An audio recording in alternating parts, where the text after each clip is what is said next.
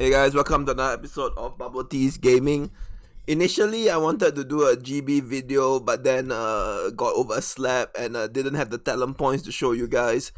If you're watching my video, ignore the GB video, is outdated. I'll create a new talent point system in the next GB. Overslept and kick the cat. What's the expression? No clue, man.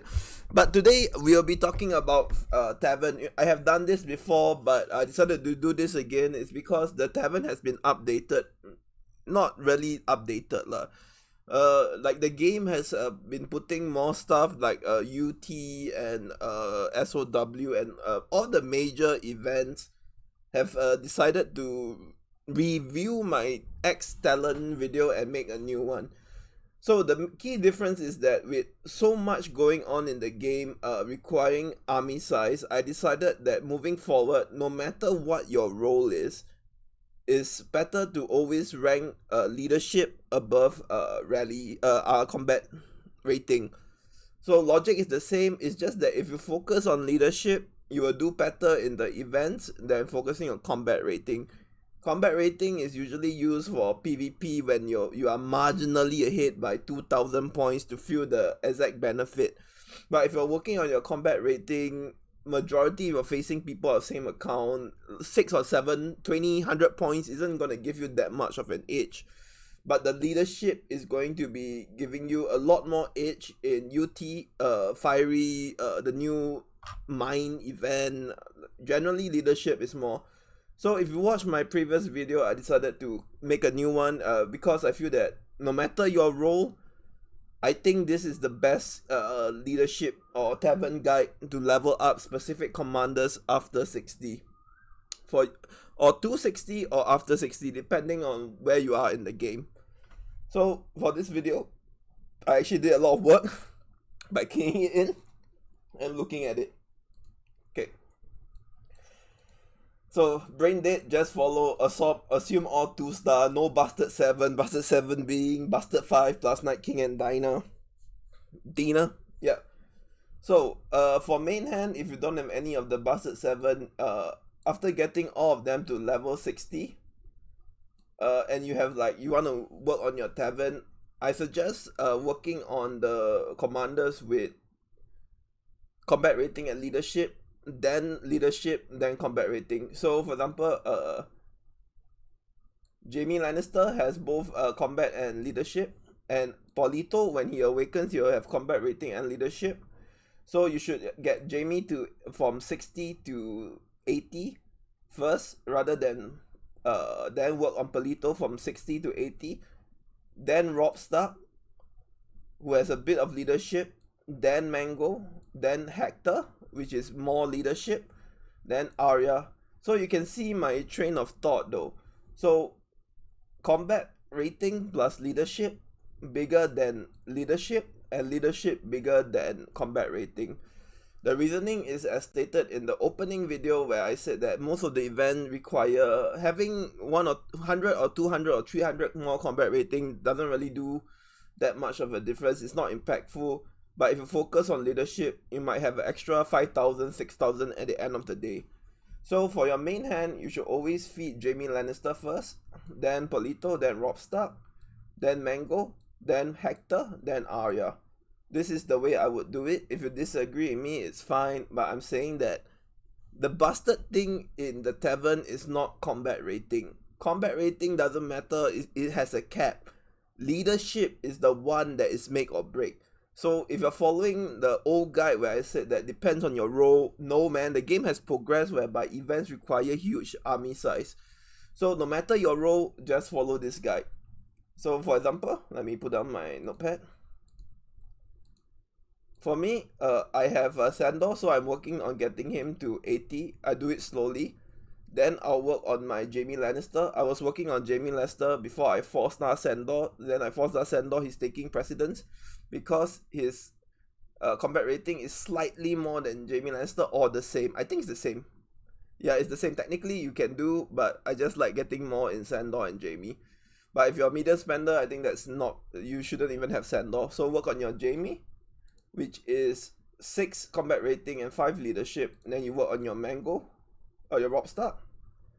which is 5 combat rating and 3 leadership. Then you work on your mango. Keep in mind when mango unlocks is 4 combat rating and 2 leadership. Then after that you can go purely on your Hector, who is 5 leadership. Then you can do your Arya, who is 6 combat rating. So the new tavern will assume that rally size matters more than anything else, and you should work off that concept. So for my books is Sack, Kevin, Enzo, Let's, Annie. So the concept is the same. Sack because it's combat rate and leadership. As you can see, he's the best one, so he's level 80. Then I'm working on my Kevin, who has 4 combat rate, 4 leadership.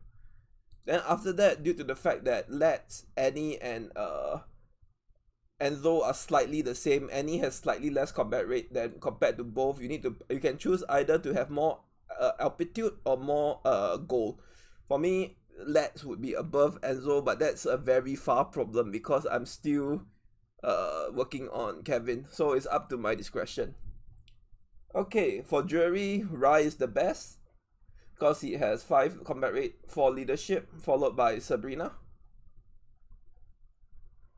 which is combat rate leadership. Wait, let me put this up.